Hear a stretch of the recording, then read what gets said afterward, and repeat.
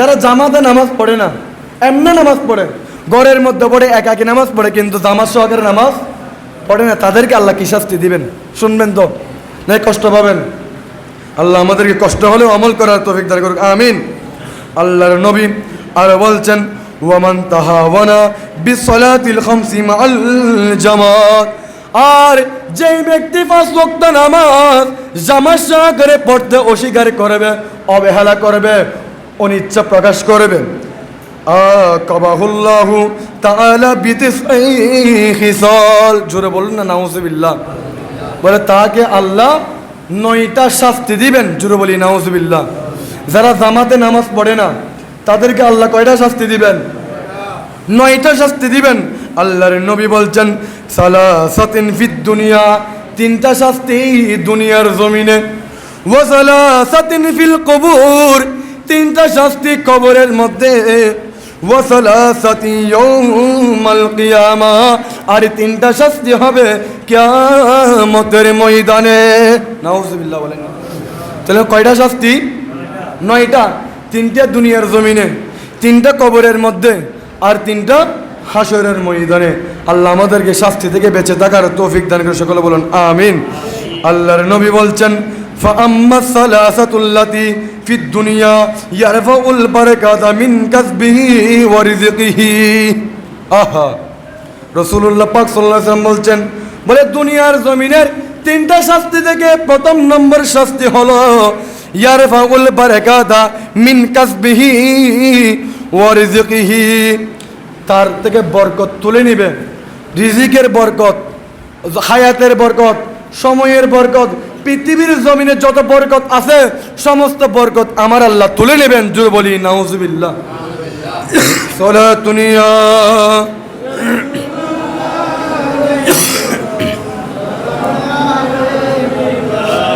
তাহলে দুনিয়ার জমিনের প্রথম নম্বর শাস্তি কি? আমার আল্লাহ ইয়ারফাউল বারাকাতা মিন কাসবিহি ওয়া রিজকিহি, আল্লাহ তার রিজিকের বরকত, হায়াতের বরকত, সময়ের বরকত, পৃথিবীর জমিনে যত বরকত আছে সমস্ত বরকত উঠাই নেবেন, নাউযুবিল্লাহ বলেন। ওয়ায়ানজাউ সীমা আল খায়রি মিন ওয়াজহিহি, 2 নম্বর শাস্তি হলো তার চেহারার মধ্যে আমার আল্লাহ যেই নূর দিয়েছেন সেই নূর তুলে নেবে। চেহারা যত সুন্দর হোক না কেন, যত ফর্সা হোক না কেন, চেহারার মধ্যে যেই মাধুর্য আছে, যেই মায়াটা আছে, সেই মায়া উঠে নেবেন, জোরে বলি নাউযুবিল্লাহ। আপনারা দেখে হযরত বেলাল হাবশী রাদিয়াল্লাহু তাআলা আনহু কত কুচকুচে কালো ছিলেন, কিন্তু ওনার চেহারা মুবারকের মধ্যে যে একটা নূরানি ঝলক ছিল, কারণ উনি ছিলেন আমার নবীর মুয়াজ্জিন, জোরে বলি সুবহানাল্লাহ। যে কালো হোক আর সুন্দর হোক, আল্লাহ যে নূরটা চেহারার মধ্যে দিয়েছেন সেই চেহারার নূরটা আল্লাহ তুলে নিবে, কারণ তিনি কি করে না? জামাত সহকারে নামাজ আদায় করে না। এরপরে 3 নম্বরে, ওয়ায়াকুনু বাগীদান ফি কুলুবিন নাস, 3 নম্বর শাস্তি হলো মানুষের অন্তর থেকে তার জন্য ভালোবাসা তুলে নিবে, নাউযুবিল্লাহ। মানুষ, একজন মানুষকে দেখবেন আপনারা অনেক মহব্বত করে, চিনেন না, জানেন না, মনে হচ্ছে অনেক পরিচিত, অনেক আপন, এরকম হয় কিনা? অপরিচিত একজন মানুষকে দেখলেন হঠাৎ মনে হচ্ছে আপনারা অনেক দিনের চেনা পরিচিত মানুষ, এরকম হয়, কারণ ওনার জন্য আল্লাহ আপনার অন্তরে মায়া সৃষ্টি করে দিয়েছেন, ভালোবাসা মহব্বত সৃষ্টি করে দিয়েছেন। আবার অনেককে দেখবেন আপনার আপন ভাই কিন্তু মায়া লাগতেছে না, কারণ কি? আল্লাহ আপনার অন্তর থেকে তার জন্য মায়া তুলে নিয়েছেন, কারণ তিনি জামাত সহকারে নামাজ পড়ে না, জোরে বলি নাউযুবিল্লাহ। দুনিয়ার জমির 3টা শাস্তি কি কি?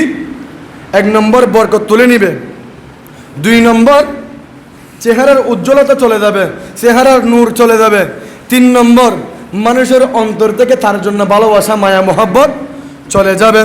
এরপরে কবরের জগতে 3টা শাস্তি হলো, ওয়া আম্মা সালাসাতুল লাতী ফি কবরি শিদ্দাতুল সুআলি মুনকারিন ওয়া নাকির, নাউযুবিল্লাহ বলেন না।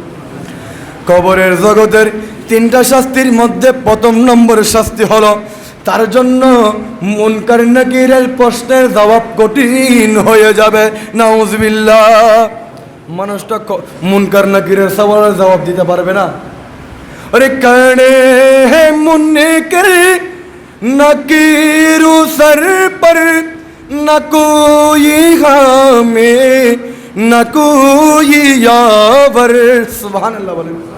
हमारे आला हजरत बोलছেন कड़े हैं मुनकर नकीर सर पर न कोई हमें न कोई यावर। जोर बोली अल्हम्दुलिल्लाह। कड़े हैं मुनकर नकीर सर पर न कोई हमें न कोई यावर। बता दो आकर मेरे पैगंबर बता दो आकर मेरे पैगंबर कैसा ते मुश्किल जवाबों में है सला दुनिया।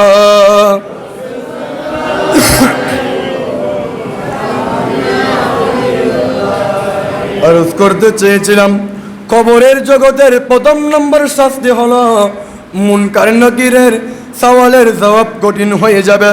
ওয়াজুলমাতুল কবরি দুই নম্বর শাস্তি হলো তার কবর অন্ধকার হয়ে যাবে। নাউজুবিল্লাহ। তিন নম্বর শাস্তি হলো ওয়াদিকুহু তার জন্য কবর সংকীর্ণ হয়ে যাবে, ছোট হয়ে যাবে। আস্তে আস্তে মাটি সামনের দিকে চাপতে থাকবে, ডান পাশের মাটি বাম পাশে, বাম পাশের মাটি ডান পাশে, এইভাবে চাপতে চাপতে মাটি কি হয়ে যাবে, সংকীর্ণ হয়ে যাবে, ছোট হয়ে যাবে কবর। জোরে বলি নাউজুবিল্লাহ। আর যারা ইমানদার তাদের জন্য কবর সামনে 70 গজ, পিছনে 70 গজ, ডানে 70 গজ, বামে 70 গজ কবর প্রশস্ত হয়ে যাবে। জোরে বলি সুবহানাল্লাহ। তাদের কবরটা বড় হয়ে যাবে, প্রশস্ত হয়ে যাবে। আমরা যারা দুনিয়ার জমিনে যারা রাজা বাদশাহ যারা ধনী মানুষ তারা বড় একটা এরিয়া নিয়ে বড় বিল্ডিং বানায়, ঠিক কিনা? বড় রাজপ্রাসাদ বানাই, বড় সুন্দর সিংহাসন বানাই, বড় ঘর বানাই। কারণ আমরা দুনিয়ার জমিনের রাজা বাদশাহ, আমরা দুনিয়ার জমিনের টাকা পয়সার মালিক, বড় গাড়ির মালিক, বড় বাড়ির মালিক, ঠিক কিনা? যারা কবরের জগতের মালিক, যারা কবরের জগতের রাজা বাদশাহ, আল্লাহ তাদের জন্য কবরকে বড় সিংহাসন বানিয়ে দেয়। জোরে বলি সুবহানাল্লাহ। আল্লাহ আমাদেরকে 5 ওয়াক্ত নামাজ জামাত সহকারে পড়ার তৌফিক দান করে। সকল বলুন আমিন। তাহলে কবরের শাস্তি কয়টা গেল? প্রথম নম্বর মুনকার নাকিরের সওয়ালের জবাব কঠিন হয়ে যাবে। 2 নম্বর কবর অন্ধকার হয়ে যাবে।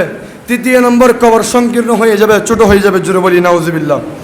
এরপরে হাসরের মাঠের কিয়ামতের ময়দানের 3টা শাস্তি হলো। প্রথম নম্বর শাস্তি ওয়া আম্মা সালাসাতুল্লাতি ফিল কিয়ামাতি শিদ্দাতুল হিসাব, তার জন্য হিসাব নিকাশ কঠিন হয়ে যাবে। আল্লাহ যখন বান্দার আমলনামা খুলবেন, হিসাব নিকাশ করবেন, ফেরেশতাদেরকে বলবেন ওজন করো, সেটা বান্দার জন্য কি হয়ে যাবে? কঠিন হয়ে যাবে। 2 নম্বর ওয়াশিদ্দাতুল আরাক, তার এমনভাবে গামাক্ত হবে, গায়ের গাম এমনভাবে জোরে জোরে পড়বে, কারো এক কোমর, কারো এক সিনা, কারো এক গলা, আবার অনেকে গামের মধ্যে সাঁতার কাটবে। নাউজুবিল্লাহ। বলে যারা জামাতে নামাজ পড়ে তাদের এমনভাবে শরীরে গাম ঝরবে, গামের মধ্যে কেউ সাঁতার কাটবে, কারো এক গলা হবে, কারো এক সিনা হবে, কারো এক কোমর হবে, পজিশন অনুযায়ী গামের স্তর ভাগ হবে। জোরে বলি নাউজুবিল্লাহ। এরপরে 3 নম্বর শাস্তি হলো ওয়াশিদ্দাতুল উকুফি আলা সিরাতি। জোরে বলুন নাউজুবিল্লাহ। আর তার জন্য ফুল সিরাতের ফুল পার হয়ে যাওয়া এটা বড় কষ্টকর হয়ে যাবে। বাকি যেগুলো দাফ আছে কবরের দাফ থেকে বেঁচে গেল, হিসাব নিকাশের দাফ থেকে বেঁচে গেল, 3 নম্বর দাফের মধ্যে গিয়েও সেখানেও হলে বেঁচে যাবে। জোরে বলি নাউজুবিল্লাহ। ফুল সিরাতের ফুলের মধ্যে যাবে, ভয়াবহ হয়ে যাবে। তার জন্য ফুল সিরাতের ফুলটা বৃদ্ধ লম্বা হয়ে যাবে, সে কষ্টকর হয়ে যাবে। জোরে বলি নাউজুবিল্লাহ। আল্লাহ আমাদেরকে জামাত সহকারে নামাজ পড়ে ইমানদার মুমিন বনার তৌফিক দান করুক। সকলে বলুন আমিন। সেই জন্য আমার আল্লাহ কোরআনে পাকের 17 নম্বর পারা সূরা হজ্জের 77 নম্বর আয়াতের মধ্যে বলছেন, তোমরা আমি আল্লাহর জন্য রুকু করো, আমি আল্লাহকে সিজদা করো, আমি আল্লাহর ইবাদত করো, ভালো কাজ করো, যাতে তোমরা কবরের জগতে গিয়ে হতে পারো সফল কাম হতে পারো। আল্লাহ আমাদেরকে আমল করার তৌফিক দান করুক। সকলে বলুন আমিন।